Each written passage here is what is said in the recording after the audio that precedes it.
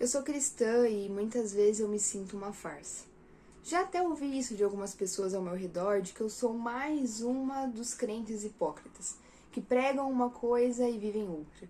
E às vezes eu realmente acredito nessa fala, porque ainda que eu ame muito a Deus e deseje obedecê-lo e deseje viver como Ele deseja que eu viva, porque eu sei que isso vai trazer paz para o meu coração, eu não consigo.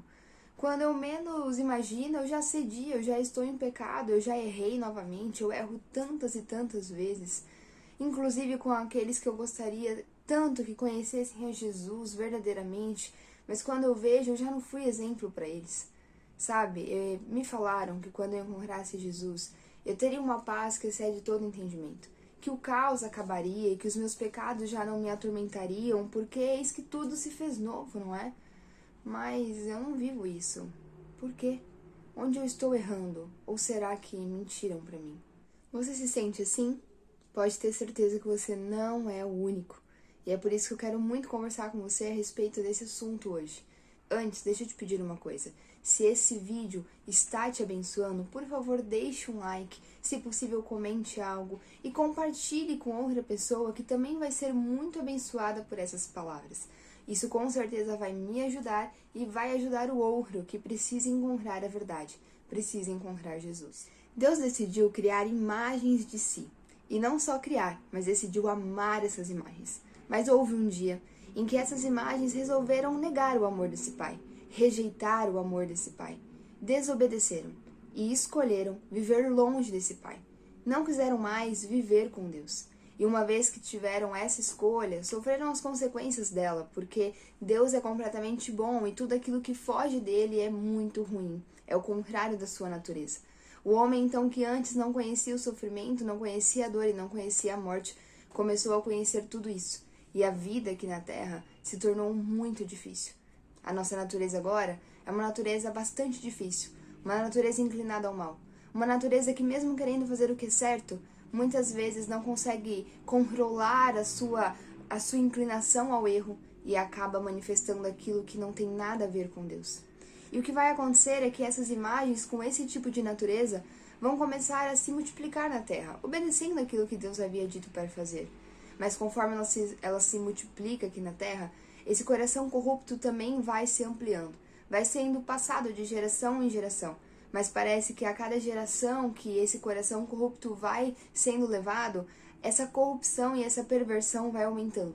Até chegar num ponto da história em que a humanidade estava tão perversa e tão corrompida que a sua mente já estava cauterizada, o coração já estava cauterizado e simplesmente o que era horrível e pavoroso já não escandalizava e não gerava nenhum tipo de horror no coração daquela humanidade. Diante disso, Deus olha para a terra e ele precisa dar um basta. Deus é extremamente paciente, ele vai nos dando muitas chances, mas existe um momento marcado em que ele precisará enviar o juízo, em que ele precisará dar um basta a toda essa imoralidade, crueldade e violência que o homem vem espalhando.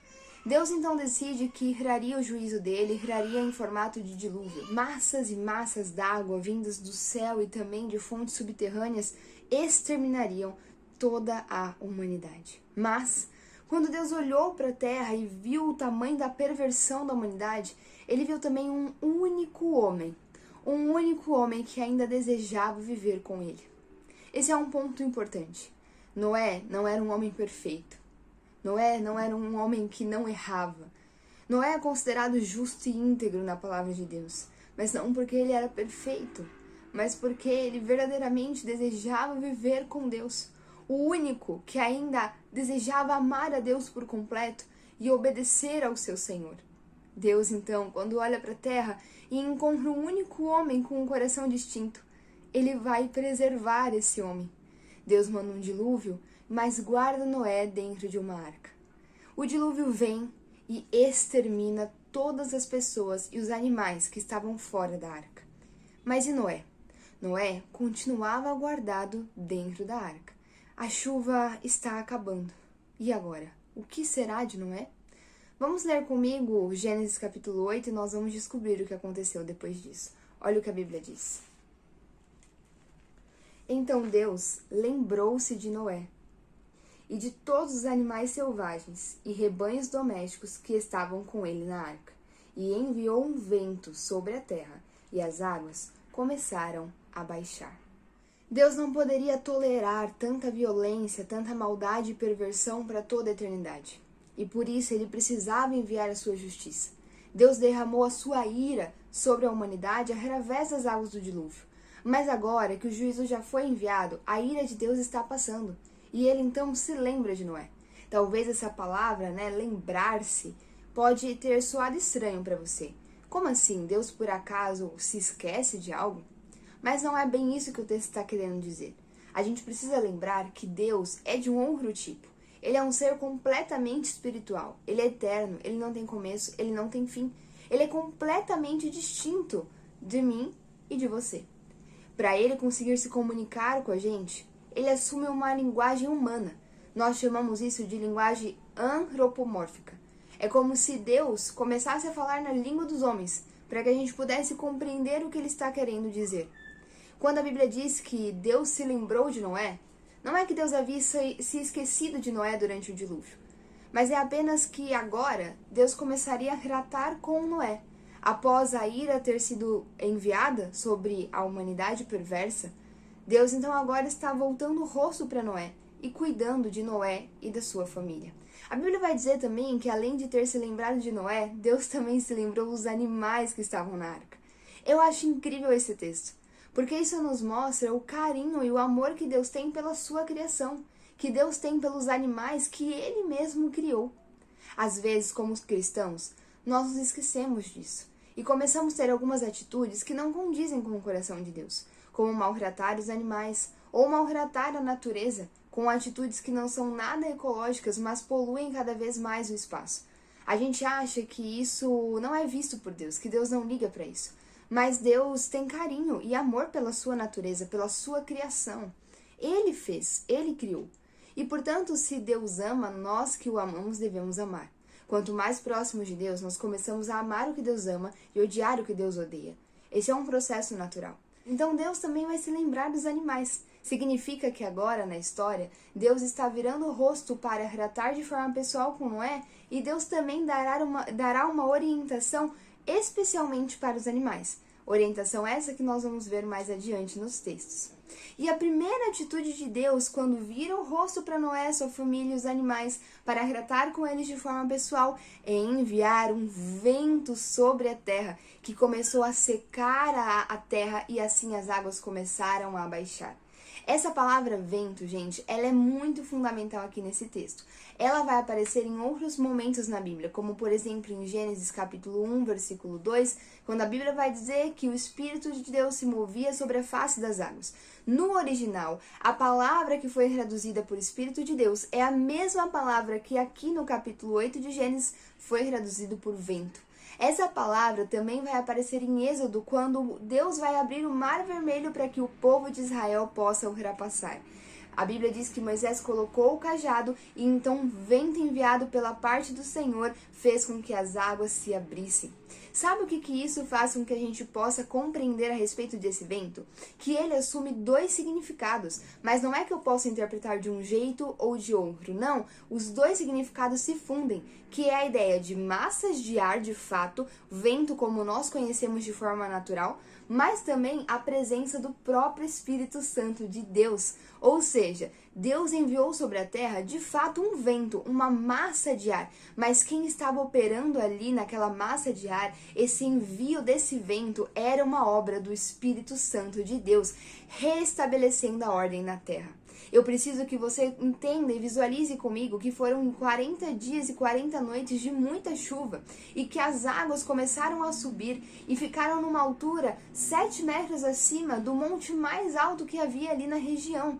Tudo foi coberto por água, a terra estava inundada por completo. Então agora, ainda que as águas tenham cessado no sentido de chuva e de águas vindo de fontes subterrâneas, ainda assim Existia muita água e era impossível de um ser humano conseguir fixar vida ali naquele ambiente. Se Noé saísse da arca naquele momento, ele com certeza iria morrer afogado. Ele, sua família e os animais. Não seria possível viver na terra. E é por isso então que Deus envia um vento, a manifestação do próprio Espírito Santo de Deus, restabelecendo a ordem, secando a terra, de forma que as águas começaram a baixar, tornando aquela terra novamente habitável, para que então Noé pudesse sair da arca e viver ali com a sua família. Gi, e o que isso tem a ver comigo?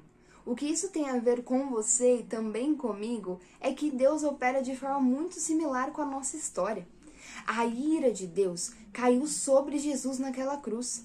Eu quero que você entenda isso. Sabe o dilúvio que esses homens viveram porque eram perversos? Eu e você merecíamos isso.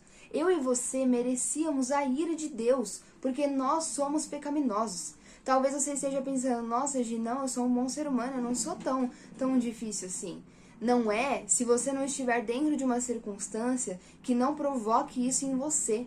Mas se você for colocado dentro de um contexto difícil, você vai ver coisas nascendo dentro de você que nem você sabia que existia ali. Sabe? Pense numa situação em que você foi machucado, em que você foi ferido, ou alguém que você ama foi fortemente ferido. O que surgiu dentro do seu coração? Como você quis lidar com essa situação, com essa realidade? Ou quando você está num momento que não tem ninguém vendo, não tem ninguém por perto, e você tem sentimentos estranhos que você tem vergonha até de comunicá-los ou pronunciá-los em público. E os seus pensamentos que só você e Deus se dão conta? E os sonhos que você tem, que são fruto do seu subconsciente, você não tem controle nenhum sobre eles, e muitas vezes você sonha com coisas terríveis que você fica com vergonha e constrangida de ter sonhado isso, mas você não tem como controlar, estava no seu subconsciente. Nós temos uma natureza inclinada ao mal, e é por isso que temos tanta dificuldade de fazer aquilo que é bom. É por isso que temos tanta dificuldade de fazer o que é correto. É por isso que as nossas atitudes ferem o coração de Deus, porque são contrárias à sua santidade. E por isso nós merecemos a ira de Deus. Nós merecemos a justiça de Deus vindo sobre nós. Mas Deus, em seu infinito amor e misericórdia, Ele tem uma arca para nos guardar. Ele tem uma arca para nos esconder, para que o dilúvio não venha sobre a gente, mas venha sobre a arca. E sabe quem é essa arca? Jesus Cristo. A Bíblia nos diz que Jesus bebeu o cálice da ira de Deus. A morte de Jesus na cruz, do próprio Deus encarnado, santo e puro, morrendo por mim e por ti, foi o cálice sendo bebido pelo nosso Senhor. A ira e a fúria de Deus foi derramada sobre ele. É por isso que Jesus na cruz, ele vai clamar, ele vai gritar, Deus meu, por que me desamparaste? Naquele momento, Jesus está sofrendo o ápice da sua dor, que é o momento em que o Pai se separa dele, vira as costas para ele e trata ele como o maior dos pecadores, porque sobre ele, espiritualmente, havia sido lançado o peso de todo pecado e iniquidade, para que ele então pagasse o preço por mim e por ti.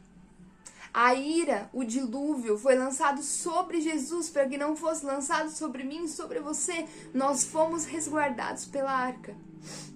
E aí, quando você encontrou Jesus, quando você entendeu a mensagem da cruz, quando você amou a Cristo e desejou viver com Ele, caminhar com Ele e se tornar santo como Ele é santo, você morreu com Jesus na cruz. Você morreu com Jesus no dilúvio. Aquilo que havia de pecado em você morreu. O pecado morreu no dilúvio, o pecado morreu na cruz com Cristo. É por isso que hoje, quando Deus olha para você, Ele não tem rancor, Ele não tem ira para lançar sobre você. Ele é santo, Ele é maravilhoso, Ele é puro, Ele é perfeito e Ele é cheio de graça, de misericórdia, de amor. E quando Ele olha para você, Ele vê o sacrifício do Filho e o preço já foi pago e, portanto, você agora é justo diante de Deus. Você agora é santo diante de Deus. E aí talvez você fale assim pra mim, Gi, como pode? Porque eu não me comporto como justo, eu não me comporto como santo. Como que Deus pode olhar pra mim e pensar isso porque eu continuo cometendo muitos erros? Sim, é porque a obra de Jesus na cruz foi o bastante para perdoar todos os seus pecados, os cometidos e os que você ainda cometerá. Então, diante de Deus, que está fora do tempo e que já operou a sua justiça através do Filho, você é justo, você é santo. Porém, agora que a ira já passou, a ira já foi derramada sobre Jesus, agora Deus se lembra de você. Ele vira a face para você e ele vai começar a tratar com você de forma pessoal. Você já morreu no dilúvio com Jesus, agora você vai ressuscitar através de Jesus. Você já morreu no dilúvio, agora você ressuscita através da arca. Você está protegido pela arca, até que então você possa sair dela e habitar a nova terra. Você está guardado pela cruz de Cristo, esperando o dia em que você poderá habitar novos céus e nova terra, porque isso já é seu, porque Jesus conquistou para você. E você não precisa ter medo de perder isso. Mas ao contrário, é por almejar tanto isso e por amar tanto a Deus que você deseja ser diferente. E aí agora que Deus virou o rosto para você e se lembrou de você, e ele vai começar um processo pessoal, qual é a primeira atitude de Deus? Ele sopra um vento. Ele sopra o vento do Espírito Santo. O Espírito Santo vai começar a secar as águas do dilúvio. O Espírito Santo vai começar a secar aquela turbulência dentro do seu coração. A tempestade que existe dentro de você. Aquilo que te condenava diante de Deus, aquilo que trazia morte para a sua vida, o Espírito Santo está soprando um vento e essa tempestade está cessando. Essas águas acumuladas, essa água parada que te gera mágoa, ressentimento, angústia, ira, violência, vingança, está secando, está baixando, até que não tenha mais essa água, então você finalmente possa sair da arca para habitar a nova terra. Esse morrer com Cristo nas águas do dilúvio e renascer através da arca, ele é simbolizado pelo batismo nas águas que nós cristãos fazemos. É como se nós estivéssemos proclamando para o mundo físico e para o mundo espiritual que nós já morremos com Jesus. A nossa velha natureza já morreu na cruz e então renasceu através da cruz, através da arca. Entende? Você mergulha nas águas e então a sua velha natureza fica lá no dilúvio. Já morreu, o preço já foi pago e agora você renasce, agora você é uma nova criatura. Mas essa nova criatura, ainda que seja justa e santa perante Deus, precisa aprender a viver como um santo, precisa aprender a viver como um justo. E esse processo de aprendizado e amadurecimento é conduzido pelo próprio Espírito Santo de Deus. Nós chamamos isso de amadurecimento espiritual. Você acaba de nascer de novo. E como qualquer um que acabou de nascer, você é um bebê espiritualmente falando. E como bebês na fé, muitas vezes nós colocamos o dedo na tomada, mesmo que o nosso pai tenha dito tantas vezes para não pôr. Muitas vezes nós comemos plástico, mesmo sabendo que aquilo não é uma boa comida pra gente. Muitas vezes nós estamos ali bebendo água da privada, porque bebês fazem isso. E, portanto, o nosso pai precisa nos ensinar que essa água não é boa. Porque se ele não nos ensinar que essa água não é boa, nós não vamos saber reconhecer e valorizar a água que verdadeiramente é viva. Entende? Deus precisa nos preparar e nos amadurecer para viver a eternidade com Ele. Caso contrário, não saberemos desfrutar dessa eternidade. Nós precisamos estar pronto para a vida que nos aguarda no novo céus, na nova terra. Para isso, Deus tem um processo de amadurecimento na nossa jornada. E esse processo de amadurecimento é feito pelo próprio Espírito Santo de Deus, pelo vento que está sendo soprado sobre a sua vida. Isso é maravilhoso porque significa que se é Ele que faz esse processo, é Ele quem também conclui. É Ele que vai concluir a boa obra que Ele já começou em você. Às vezes nós ficamos desesperados e nos sentimos angustiados porque nós estamos nos esforçando para fazer diferente, mas nós não conseguimos porque estamos tentando pela força do nosso braço. E eu quero te dizer hoje que esse processo de amadurecimento espiritual, de crescimento em Deus, de verdadeiramente abandonar velhas práticas, de abandonar intenções erradas, de mudar a intenção do seu coração, de começar a se tornar verdadeiramente parecido com Deus, de amar a Jesus e se comportar como alguém que ama Jesus, é um processo construído pelo próprio Espírito Santo, provocado pelo próprio Espírito Santo. Caso contrário, realmente não se sustenta. Muito pelo contrário, gera mais problemas, gera mais confusões. Gi, tudo bem, mas e na prática? O que eu faço então? Comece a orar. Nós negligenciamos muito a oração, mas nós esquecemos que também podemos orar pelo nosso amadurecimento, também podemos e devemos orar para que o Senhor nos ajude a fugir das tentações, para que o Senhor nos ajude a não cair, para que o Senhor nos ajude a não desobedecer, para que o Senhor mude as intenções do nosso coração, para que o Senhor nos dê um coração como o dele, para que o Senhor nos amadureça e nos santifique. Essa oração é extremamente poderosa, está alinhada ao coração de Deus, Ele deseja fazer isso contigo. Da próxima vez que você identificar algo que você está fazendo, que você sabe que não agrada o coração de Deus e isso também te causa muito mal, porque gera morte em você, em vez de você tentar criar um método para tentar combater isso com os próprios braços, que é algo temporário, que logo você vai cair de novo, em vez de fazer isso, dobre os seus joelhos, confesse isso diante de Deus, se arrependa daquilo que você está fazendo e clame por ajuda. Peça para que Ele transforme essa área da sua vida, peça para que Ele te ajude a abandonar essas questões e que então você verdadeiramente nasça de novo e viva como alguém que nasceu de novo. Mas deixa eu te falar, esse processo não vai ser fácil. Esse processo vai envolver quedas, vai envolver momentos em que você vai achar que está retrocedendo, mas não é um processo gradual. Portanto, se durante esse processo você ouvir falas como, tá vendo? Você errou mais uma vez, você é hipócrita, você é falso, você não vive esse Deus de verdade, não deixe isso entrar no seu coração. Antes de tomar qualquer atitude diante dessa fala, busque um lugar reservado ou até mesmo no seu espírito, se você não puder ir para um lugar reservado, e coloque isso diante do coração de Deus. Fala, Senhor, essa fala me machucou. Essa fala encontrou um lugar no meu coração que parece que é até real, eu estou acreditando nela. Mas, por favor, não deixe isso criar raízes. Tira essa mensagem, essa fala do meu coração e me ajude no meu processo. Me desculpe se eu caí mais uma vez, mas me ajude a continuar até que não exista mais quedas. Comece a levar as suas dores diante de Deus e Ele vai te amadurecer. Por fim, eu preciso te dizer que um processo de amadurecimento está começando na sua vida. E como nós vimos ao longo desse vídeo, esse processo começa com um vento. E a ventania é algo que mexe em tudo e tira tudo do lugar.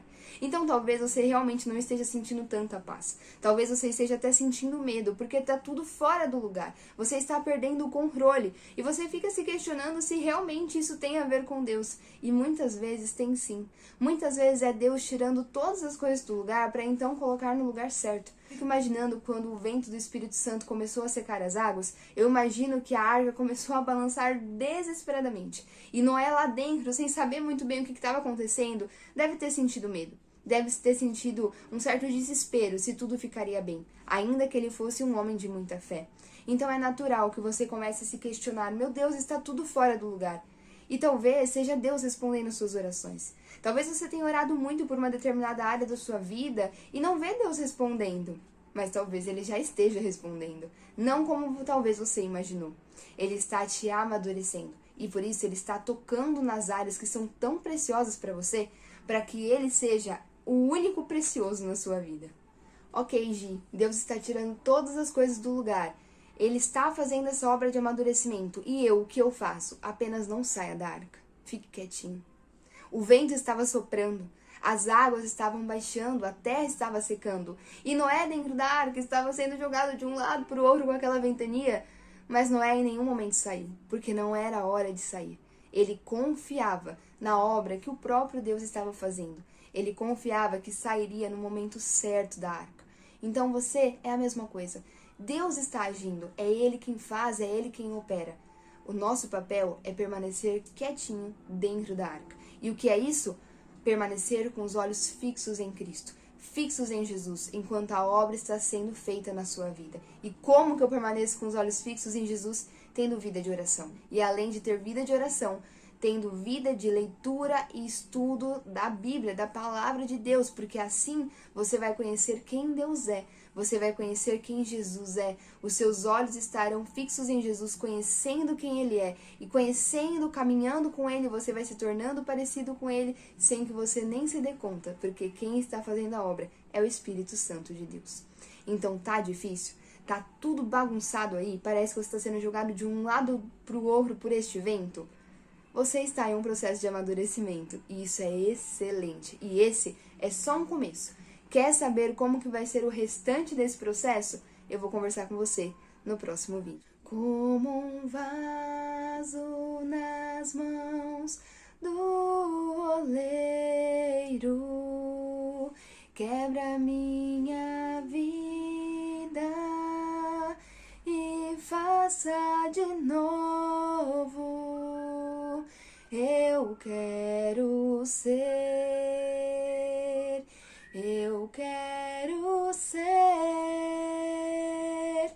um vaso novo. Jesus, nos conduza por um processo, Senhor, de amadurecimento. Jesus, nos ensine dia após dia a morrermos com o Senhor na cruz e renascermos em Ti. Jesus, mata dia após dia tudo aquilo que tem a ver comigo, para que nasça em mim tudo aquilo que tem a ver contigo.